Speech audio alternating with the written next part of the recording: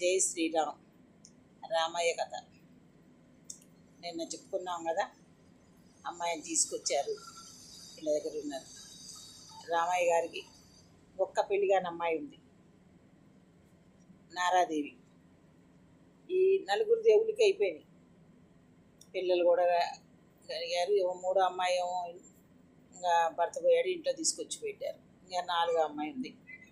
ఆ అమ్మాయికి పెళ్లి వయసు వచ్చింది, పెళ్లి చేయాలని చూస్తున్నారు. అన్ని సంబంధాలు వస్తున్నాయి పోతున్నాయి చూస్తున్నారు. కొంచెం అమ్మాయి చిన్నది, కొంచెం అబ్బాయిలు పెద్దలు వస్తున్నారు.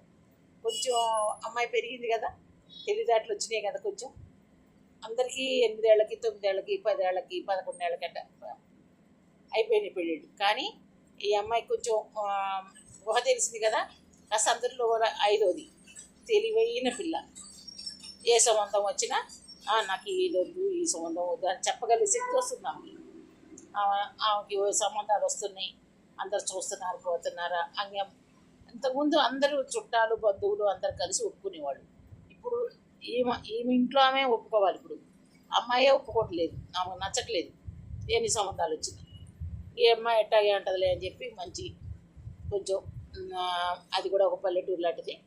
కొంచెం పొలము, అన్నదమ్ములు, అత్త మామ అన్నదమ్ములు, మంచిగా 4 అన్నదమ్ములు అత్త మామ ఉన్నారు. వాళ్ళు వచ్చారు ఇంటికి. పెద్ద కొడుకు అనమాట.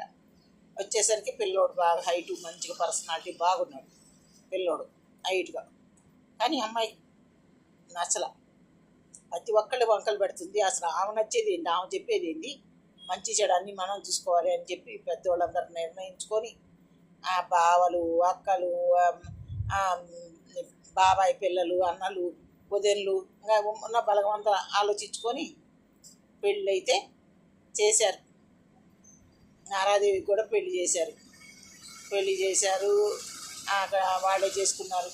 ఆయన రామయ్య అందరూ ఆడపిల్లల్ని అడిగి కట్నాలు ఇవ్వమని ఎవరు అడగల, పిల్లనిస్తే చాలు అన్నట్టు అని చేసుకున్నారు రామయ్య కుటుంబం నుంచి.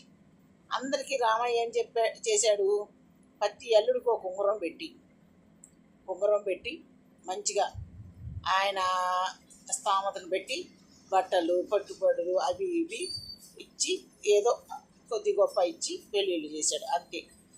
ఆయన అంతకన్నా ఆయనకు ఎక్కువ ఏమి ఇవ్వలేదు.